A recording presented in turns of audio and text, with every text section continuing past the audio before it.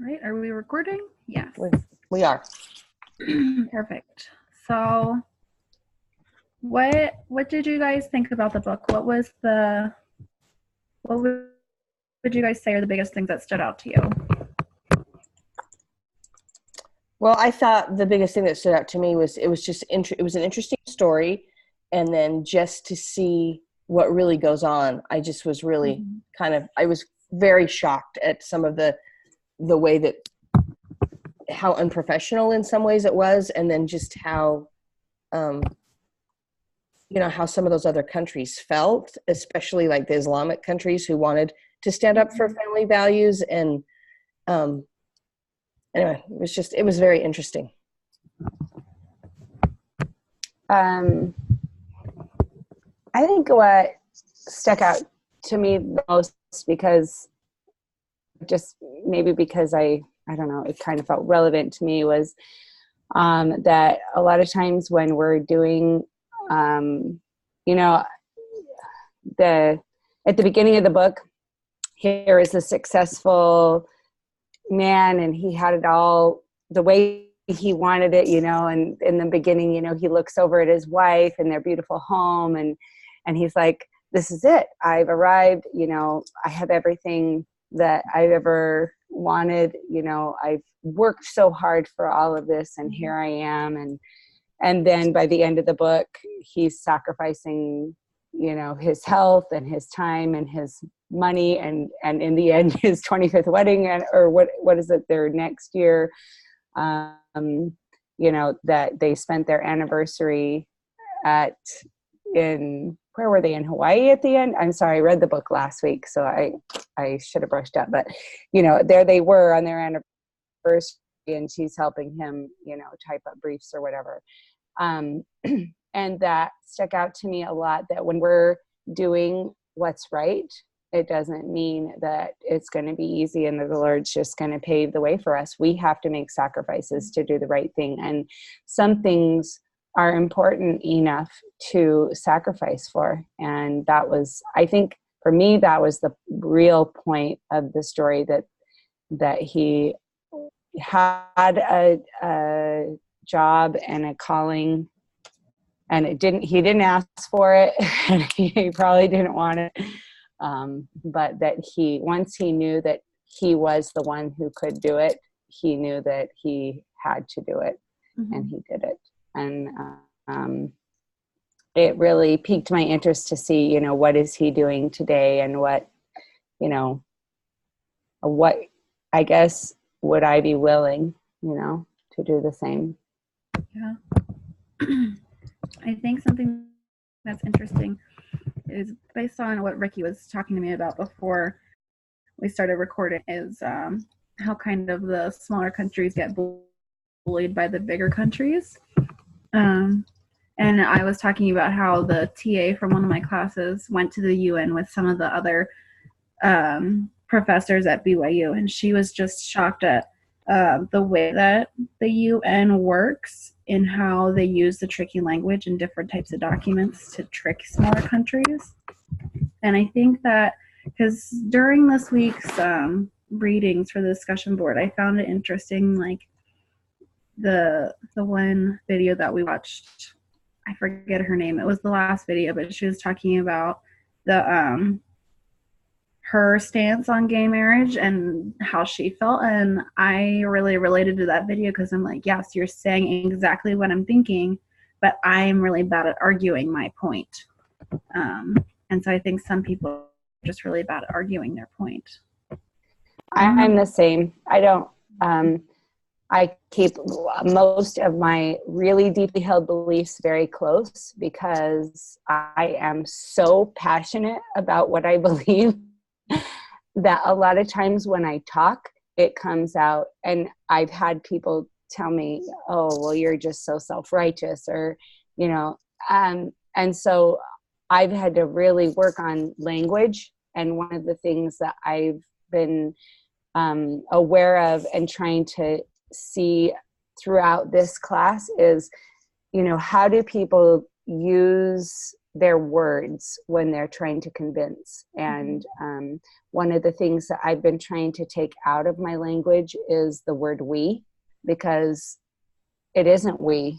You know, this is I believe this, and I know this is true, but I can't include anybody else in that because I don't know what you believe, and I'm here to listen to you. And so instead of, like in this conversation, assuming that Aaliyah, Ricky, and Morgan all have the same beliefs just because we come from the same religion, we don't all have the same experiences.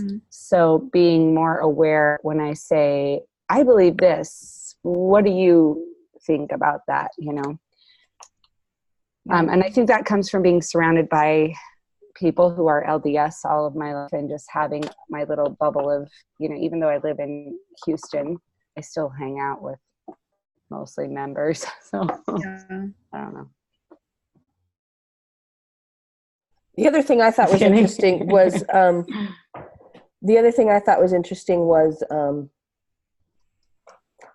the way that he used the proclamation at the end and was able to put it into non-religious language. I thought that was really cool.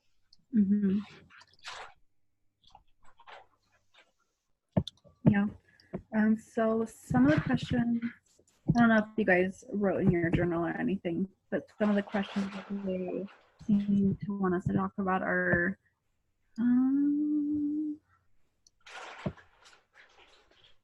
what role did you see the Lord playing in Professor Wilkins' effort to advocate for the family of the world? Well, I thought that he really, there was just all these things that just happened. So it wasn't by chance, you know, the fact that he, I mean, even at the very first, so he gets there at the very first and goes to sign in, and they drop I can't remember what they dropped. They dropped something from his title, so it made it look like he was from Stanford. And from the Kennedy Center. Yeah, from the Kennedy Center. And so, was it from Stanford? I can't remember. It's Harvard. I don't remember. Anyway, it was some big thing. So all these people show up for his talk, and he was very shocked. Like, why are all these people? Anyway, there was just this, and of course that turns into this big kind of controversy. But throughout the book, there was all these things that happened that just happened, and I mean, I don't believe in coincidence. So there was obviously a reason that those things happened. That's what I thought.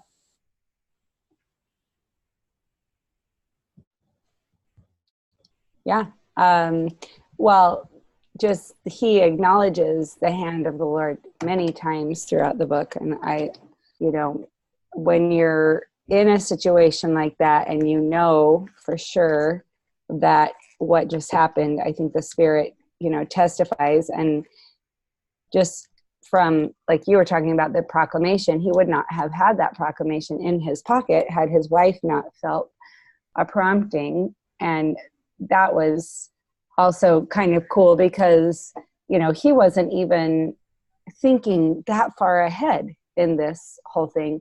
And then when he gets there, to know that he's going to be one of the 10 chosen, that was obviously a spiritual prompting, because for him to feel of the responsibility that he was about to have, and that was how he was able to be prepared, was through, you know, feeling the stress about what he was going to do. You know, if it had been any other way, he may not have been sufficiently prepared. So the Lord definitely prepared him by letting him know that that was about to happen. Yeah. And so based on these things that he did, what lessons can we take into our own efforts to be family advocates?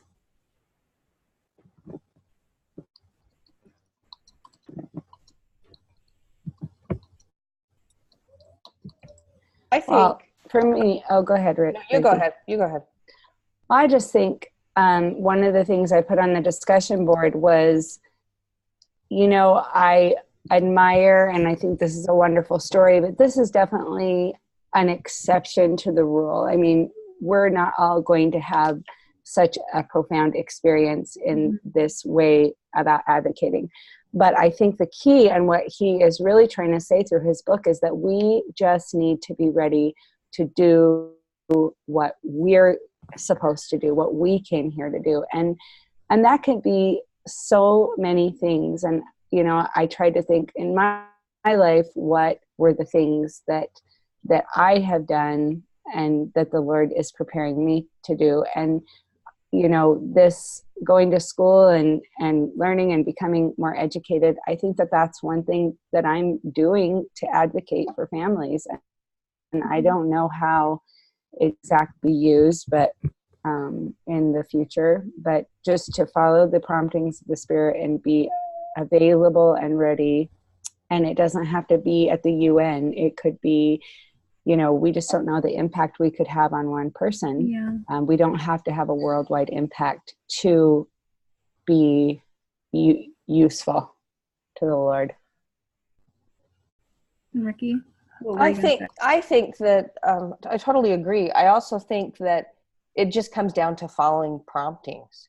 You know, so if you're online and somebody says something and you feel prompted to share something or say something, then I think those kinds of things are what, you know, that's the way I see myself helping, or you're in a conversation or you have an opportunity. And so I just think, yeah, I'm never going to go to the UN and be a lawyer. And, you know, that's just not in the cards for me, or not anything I really have the talent to do. But I can influence the, you know, like the seminary kids that I teach, and I can influence the neighborhood in which I live, and, you know, and those kinds of things. And I think that I guess what I'm just trying to say is we all can do something. And if we don't say something when we feel like we should, then we need to be brave enough to say something. And I think along with that, of having promptings and saying something, you need to be educated enough to know what you're talking about. Yeah. Because I found myself like this semester with like the family paper synthesis and the speech and the blog article. Like, you need to know what you're talking about to be able to do things like that. Like, I'm doing mine on pornography, and I'm like, I had no idea that these were the problems. Like, for the most part, growing up, I just knew, like, you're a member of the church, you just shouldn't watch. Like, it's bad. And now I know why it's bad. I'm like, oh my gosh, yes, there are so many terrible things that this causes. What the heck? So I think being able to, I think what we're getting from is you need to be able to speak what you know what you know, and actually speak it. Well, another thing I've really gotten from this class too is that, I mean, I didn't consider myself so in the dark, but there's been some things that have been brought up in this class that I was just like, what? I mean, I just had no, you know, even, and maybe this is going to show my how in the dark I was, but even that speech when she talked about the Catholic lady about the stance. Okay, so I knew that there had been states that had passed, you know, marriage between a man and a woman, and I knew that, but I had no idea it was that blatant. Like, that really surprised me. I was just like, oh, I had no idea that. Anyway, it was just eye-opening to me. Because, I mean, of course, I remember Prop 8 in California, because I'm on the West Coast, but I did not know that all those other states had that, and then just those judges just changed it. And so that was eye-opening to me. And maybe I had learned it before in another class and I'd forgotten it, but it was just kind of hit me this time. Yeah, I really connected with her. I don't know what you want to call it, talk, speech, TED Talk. I don't know what you want to call it, but I really connected with hers because she talked about like her role as a mother and how that's it. Saying that a man can do it kind of cheapens what a mother can do, and that really stood out to me because, I mean, I'm a mom. I'm a stay-at-home mom. I feel like I don't have much influence. I feel like I don't do much, but at least I'm doing what I do best, and nobody else can do what I do. Like, my husband couldn't do a mother's job. He can do a father's job. My mom can't do a mother's job. She can do a grandmother's job. Like, I don't know, that That's one of the biggest things that really stood out to me in that talk. I loved it a lot.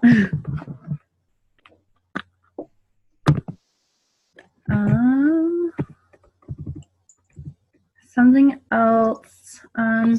What were any supporting roles that you saw? We talked about the wife and her prompting to give him the proclamation, but were there any other supporting roles that you saw in Richard Wilkinson's experience? Well, the woman who gets him to go, I can't remember what her name was, but she's the one that kind of convinces him to go with her. And then she had all that. Sorry. Ashton works at 10:30. Alexa, stop. Sorry. We have a lot of stuff going on this morning. But like, she was the one that, isn't she the same lady that like brought the computer and the printer? And, you know, there was a lot of people that stayed up all night trying to get the wording, and they'd send somebody's, I don't know, I think it was her son to go do some research. And so it really took a whole team of people, kind of some of that behind the scenes stuff.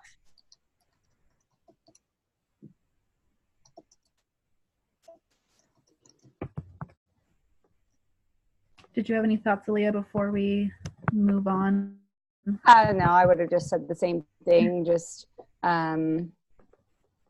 again, just the little things, even as the supporting roles, that a lot of them were people following the spirit or following their gut or their prompting to do the little things so that he could be prepared for this big impactful moment in time. And just, you know, all the other, I think one of the things that really touched me were all the other countries that were behind him, but that they just had no power. They had no voice because they had no power. And what, you know, it never ceases to amaze me that the Lord prepares us for the thing that he needs us to do. And just like you were saying, Morgan, you know, you're a stay-at-home mom or whatever, but and Ricky, being a seminary teacher, we just have no idea what the people that are in our sphere are going to do with their lives and what they're going to accomplish. And we can be that supporting role and encourage and, you know, no, it's funny that way. Sometimes people surprise you what ends up happening. I think something else that was interesting to me, the old TA who went to the UN that talked to me, we talked a lot, and something that she said that was very interesting to me was that we need to stop looking at other countries that are trying to make these different movements as the enemy. They're not the enemy. She said that she thinks that they're just people who are trying to fix things and make them better, but they don't know how, and they're trying to make them into a better way in the best way that they think that'll work, and that they're them as the enemy, and they shouldn't be. We should be trying to teach them. She was going to be a teacher, I think, but she was just trying to get across that people should be trying to teach them instead of telling them, no, you're wrong, this is not right. The way that we're trying to change the world is the right way, instead of trying to teach them, hey, this is why we think it should be this way. We don't just think that it should be, we know that it should be, and this is why. That's interesting. That's good. Was there anything else you guys wanted to add before we're done? No, I think that's the most, you know, one of the most important elements of this story is that we know and we have the knowledge that the family is the basic unit of all successful society. What I think is interesting about this debate is that it's not a new thing. You know, we just have to look back in the scriptures and back into history to see that this has all happened before, and not just once or twice. You know, this is a cycle and it's a pattern, and anybody who looks at the cycle and pattern will see that the way that we're going can't end well. You know, we have to value human life. We have to value the sanctity of the family, or else our society cannot succeed. And like you were saying, Morgan, if we're able to present that in a loving way, then will affect more people. Mm-hmm. Mm-hmm. That's good. Yeah. All right, sum up, Morgan. Sum up? I thought Oh no, I'm summing you're up. summing up. You summing up. Morgan was leading. Okay, so the things that stuck out were that we were surprised about the things that really happened at the UN. We were touched by the sacrifices necessary for those who were making change to do the right thing. It was surprising to us how the smaller countries were treated and bullied, and how, you know, the women's group had so much power there at the UN. And I don't know how they got that much power, but they do have the power. I wonder what it's like today, probably even worse. The UN has their way of working always above board. It's not always honest. And so we have to go in with our eyes open when we're trying to facilitate change. The way that the proclamation was used in a non-spiritual way, but in a way that proclaimed truth nonetheless. And the way that the Lord played a part in the events from the very beginning, preparing and giving people little inspirations along the way so that this grand moment could happen. That we can be family advocates, we can follow promptings, we can be prepared, educated, know what the issues are, and what Morgan says was know what you know and speak what you know. And but that we really need to be aware of what the issues are, because some of, you know, we obviously, our eyes have been open, and so if something touches us, then that can be the thing that we can get behind. We can't get behind all causes, but we need to decide what we're going to do and do what we're inspired to do. And then husbands, wives, and others can be can help us advocate, but to facilitate change. Oh yeah, because to facilitate change, it takes a team. No lone wolf is going to go out and just do it all. And then finally, don't look at others as the enemy, but we have to try to influence. We can't fix things by arguing and others are just trying to do what they think is the best thing for other people. But we can help by teaching and motivating with loving kindness. Yeah, That's great. Perfect. okay. All right, I will post it, and I guess we'll talk next week. We only have a few more of these, so Yeah. Whoop, whoop. we're Close to the almost end. done. This is my last semester, and I'm know. like, woohoo! Exciting. Oh, that's so great. Awesome. All right, we'll see you guys next week. Yep. Okay. Okay, bye. Have a good one. Bye.